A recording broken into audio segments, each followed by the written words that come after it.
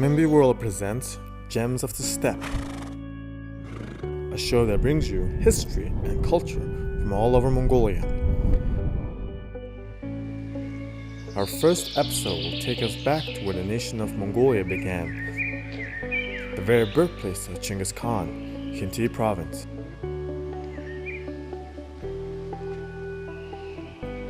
One of the first 4 provinces of Mongolia, Khinty has more than 800 tombs and archaeologically significant sites like Borkhanhaldo Mountain, the Baltan-Berivid Monastery, the Baltic, and the Uglukch Wall, as many as beautiful landmarks like Blue Lake of Black Heart, Arotasam, and Spring Rock.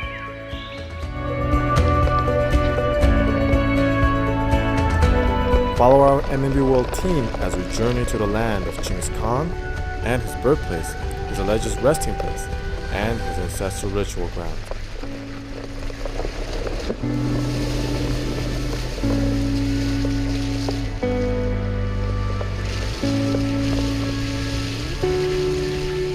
We were told that to get here would be much more difficult. It would take us 2 days, but we managed to get here within 1 day. And hopefully the rain doesn't come. If the rain comes, it will probably make our journey a little more difficult, but we will persist on and we'll get to the Baltic one way or the other.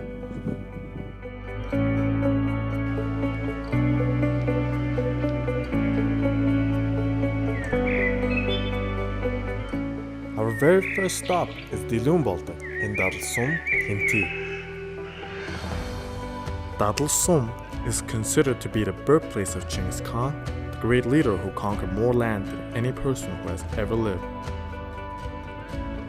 In his earlier years, young Genghis Khan experienced the hardship of losing his father and having to live on a diet of rodents and berries just to survive. All this he experienced here in this land. Dadelsum lies between the Anong and the Bald rivers.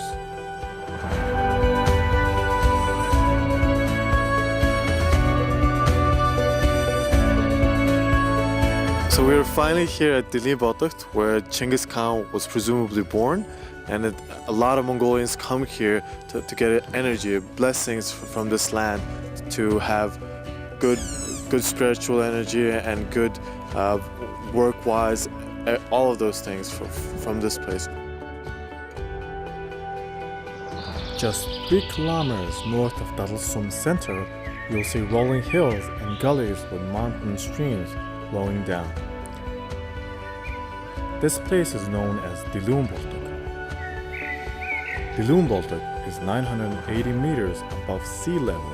Language experts tell us that Dilum possibly means wide, and Baltic likely refers to a hill or a mound.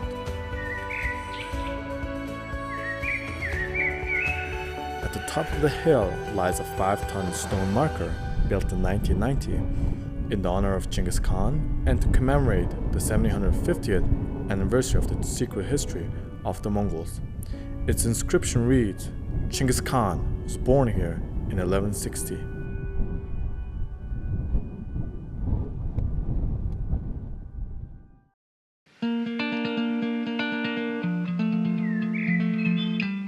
As we approach Baltic, we see rows of entangled tree roots known in Mongolian as bitumot or whole tree.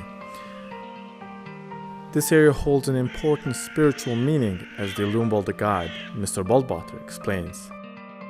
За bitumot은 байгалийн аясаар унсан энерги сайтай модоо гэж байгаа. Шинжлэх ухааны үндсэн дээр энэ юун дээр бичээтэй байгаа. За харуугаар тайлбарлахад bitumot нь байгаль талаасаа айл өрхөд байхад байгаль талаасаа тэнгэрийн дуу байгалийн гам шиг газар үцээс болгоо. Өрх талаасаа олзын үүдээс гарцын үүдийнхаа харцгаан хэлмэр болохгүй. Айлд байх ёстой 7 зүйлийн нэгд орно. Тухайлбал bitumot, элцэн хурганы ард, зарааны ус, эвтэйдэрүүнд 5 өнгийн хатаг, замын зураг, ээрүүлтэй томооноос бүрдүүлээд хахад домоороо ижбүрлээд тооцогдсон юм байна. Байгалийн аясаар өөрөө нийлж өргөсөн энерги сайтай модоо гэж байгаа тийм ээ. Тухайн мод ингээд юу байгаа? Ургахтаа ямар их зовж ургав тийм ээ. нийлж урах гэдэг. Тийм ээ? Тэрэндээ л учир нь байгаа энерги нь. Айл өрхөд очсноороо миний ярьдаг ажлыг үеийн үед хийнэ тэр мод. Бид болохоор битүү модыг ургаан модноос авах эрх байхгүй. Ямар ч ламбуу аргалж чадахгүй. Хэрэг авах тохиолдол гарвал буудад ном сумаар домнож авдаг. Тэг шаардлага байхгүй. Бид бол өөснөө цуглуулад өмхөрсөн, унсан, байгалийн аясаар унсан, аянган нэргүүлсэн тийм модноос авдаг. Тэгээ битүү модыг бас сонирхдаг, дэлгүүн болдогтой бас чимэг гэдэг утгаараа байлгадаг. Монголын ард түмэн одоо мэдээсэ гэдэг утгаар тавьдığım.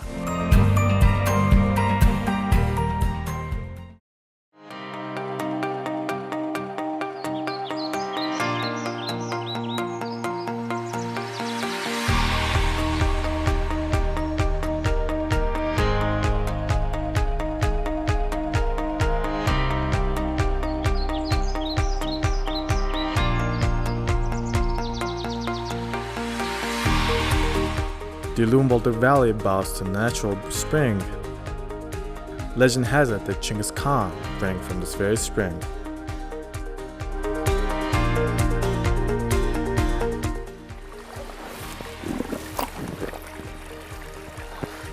The locals say that Genghis Khan used to drink from this spring, and this spring is quite cold actually, and it tastes really nice. And this spring is really close to the place we've been before, where Genghis Khan was born, presumably born. And yeah, I really like this province. It's very picturesque. It's really green. It's very luscious.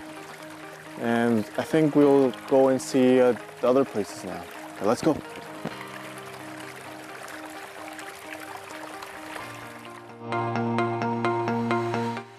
Currently, Hinti province has 18 soms, 5 villages, and 88 bugs, or districts that contain roughly 50 households. The province center was named Chinggis City in 2013 in the honor of the great emperor. It was a real treat to experience the first-hand and exact place where Genghis Khan spent his childhood. We could just feel how he felt living here. This place is both remote and beautiful at the same time.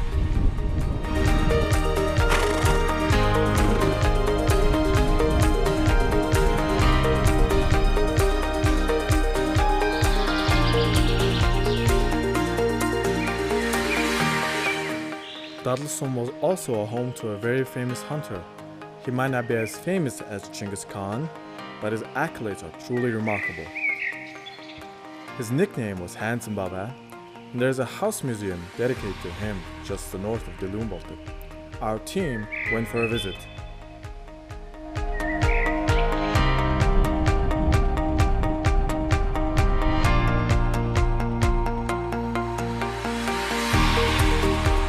So we're here at our third destination, our Hinti province travel. We're inside one of Hinti's famous hunters. His name was Chimbala, and he was one of Mongolia's very famous hunters who hunted all throughout Mongolia.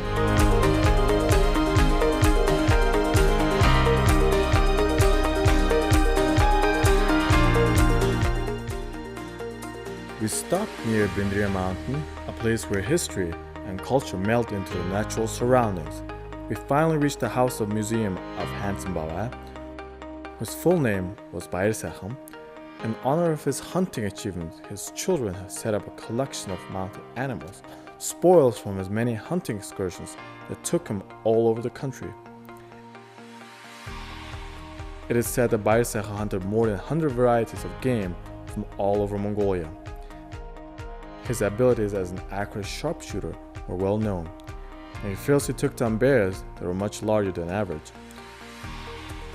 Even though he possessed a large collection of trophies, he advised his children to refrain from hunting and hurting any type of wildlife.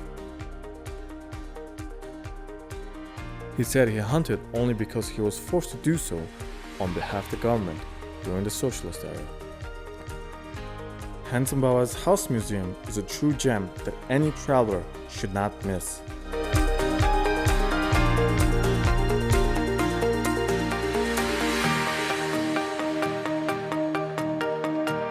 This is the second leg of our journey through the land of Genghis Khan. Our first stop is a popular local vacation destination, the Blue Lake of the Black Heart.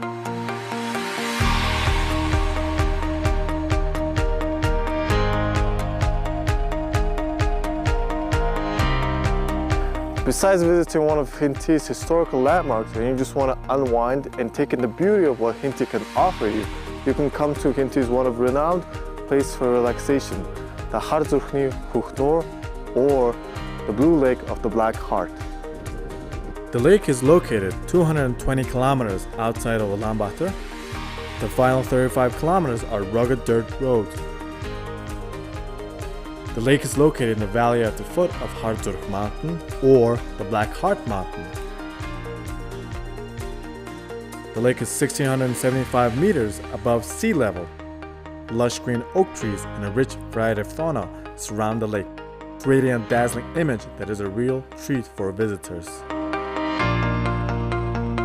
The lake is located in the north and west side of the province and is just 150 kilometers away from Ulaanbaatar.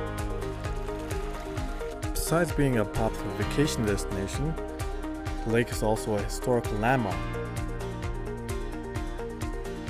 In The Secret History of the Mongols, a book that chronicles the life of Emperor Genghis Khan, we read that young Temujin was crowned king of the United Mongolian Tribes right here on this land. It was here where he earned his legendary title, Genghis Khan, in 1189. Here is also where Genghis Khan's tribal name of Borjong originated. As a teenager, Temujin escaped the clutches of his enemy and came to live in this land with his mother and brothers.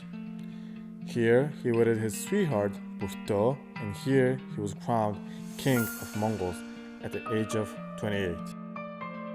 You can still catch glimpses of the marmots there, just like in the days of Genghis Khan. Historical accounts tell us he used to hunt marmots in this very valley as a youngster. We went down to take in the beauty of the lake. As we were descending, we came upon a mineral spring that fed the lake. Our director drank directly from the spring, and he greatly enjoyed its refreshing water.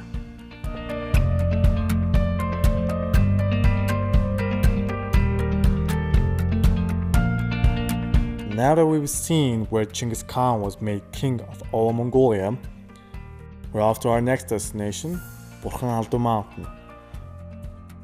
Burkhanalto Mountain is a place of deep religious and ancestral importance.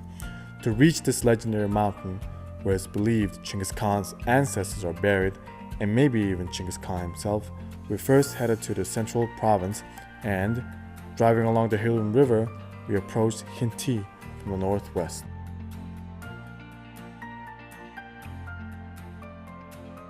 Nature can bring tranquility and set you at ease, but it can also be very harsh and ruin your plans. During our trip, the roads leading to Burkhanalto Mountain were flooded.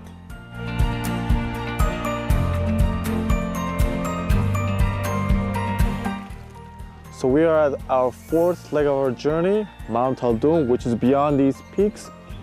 We were supposed to get to Mount Haldun today. Unfortunately, the roads are flooded, so we will camp out here until the roads become more manageable.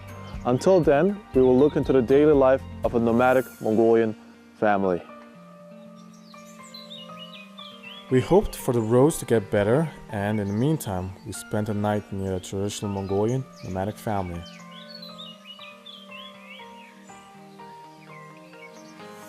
Herders wake up at the break of dawn to milk their cows.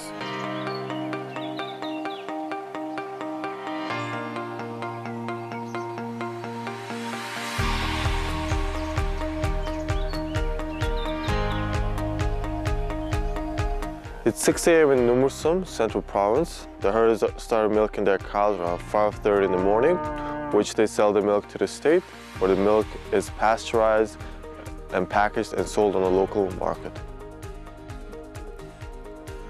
During the summer months, cattle yield more milk. Herders enjoy the abundance that lasts around 200 days and yields a minimum of 600 to 800 liters of milk, half of which is consumed by the calves. With good care, plenty of foraging, Mongolian cows can produce up to 1,000 to 1,300 liters of milk in the summer. When milking, nomadic herders keep the calves close while milking to encourage the letdown of mother's milk. The calves are released after milking is done.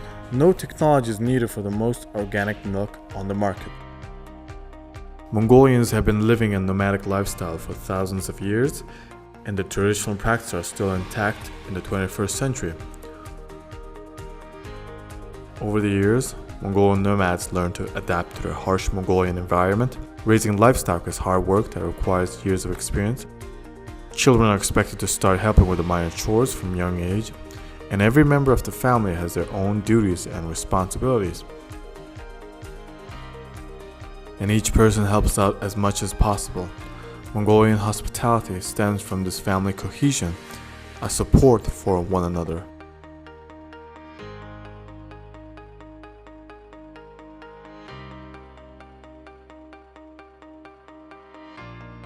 And that very hospitality was extended to us. The family made milk tea for us, seeing how we were quite tired from our trip. Milk tea is an essential part of Mongolian nomadic culture. There is even a saying that Mongolians can live without a ruler, but they cannot live without a tea.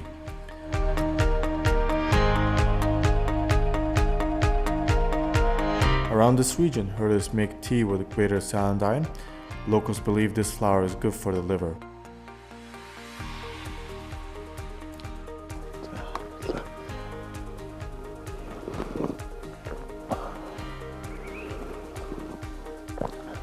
So the morning milk is incorporated into the tea, and you have traditional Mongolian milk tea. It's quite tasty.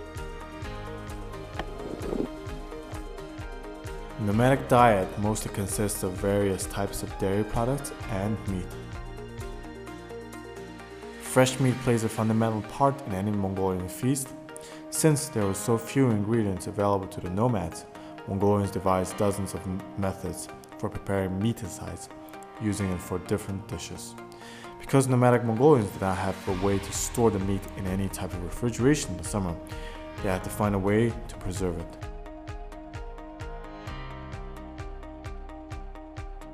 Historically, nomadic Mongolians rarely consumed meat in the summertime. They stuck mainly to a dairy product diet. One would imagine Mongolians ate meat all year round, but meat is considered a hot food that causes one to burn more energy. This is why Mongolians tend to eat more meat in the winter or when they have guests in the home.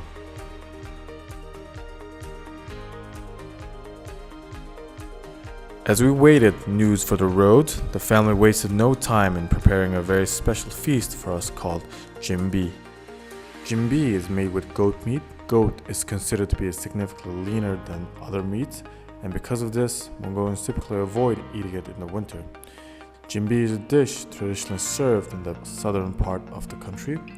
You are unlikely to find jimbi if you're traveling in the west or in the east.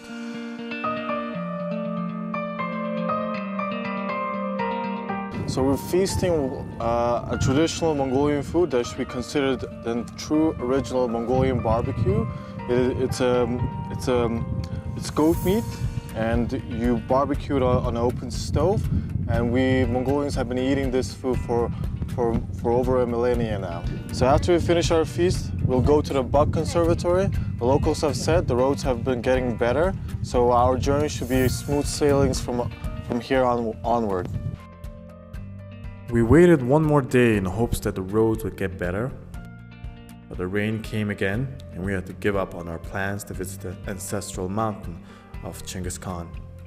We were told there was a deer conservatory nearby, so we decided to take a look.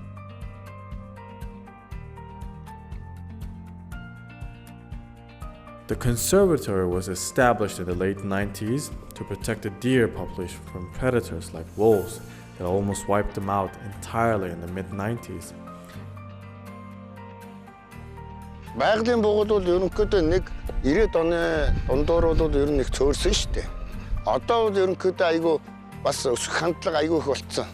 Ер нь сайн өсөж байгаа. Бас байгалийн хайрлж ингэж байгалийн амтныг албан ёс журмаар нь ингэж өсгөж үрдүүлээд байгальд дахид нэмж юм байгальд нөхөн сэргээлтийг тавьх тийм зурагтай л гэж ойлгож байгаа би.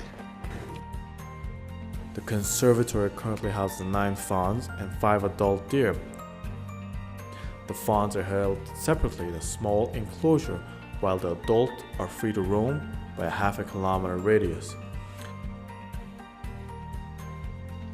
Том таван бог байгаа. Тугал нь болохоос одоо илий гэдгийг илийн 9 байгаа. Өдөрт 4 удаа холдгийг. Нэг холлогтой 750 г сүүгээр өглөө 7 цаг, 12 цаг, 4 цаг, 9 цагт холлуулаад тэгээд хашаанд тэр жид yung хашаанд нь оруулаад хэвтүүлээд өглөө нь буцаж гаргаж ирээд ингээл тэгээ энэ өвсөө байгалийнхаа өвсийг идээд одоо энэ идээд байж байна. Энэ эднэр бол одоо ингээд 9 сар хүртэр сүүгээр угжуулаад энэ том хашаанд шууд тавигдана. Now we have seen the cows. We'll try to look at the big bucks and the reindeers. But during the rain, they say they don't show us much. But we'll try to get a glimpse of them now.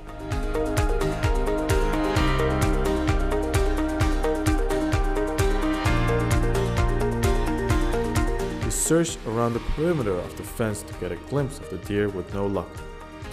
We entered the enclosure to search, and just as we were about to give up, the local herder accompanying us caught sight of the deer, and we managed to get a closer look.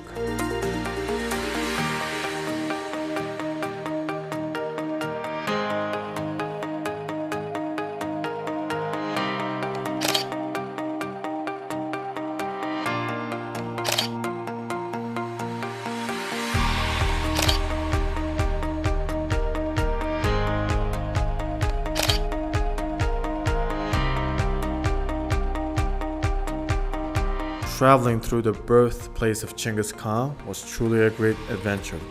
Although we didn't make it to our final destination, we still may have unknowingly chanced upon the secret burial site of Genghis Khan. Our travel ends here. Not only have we explored the rich history of this land, but we have experienced the nature that truly makes this country unique.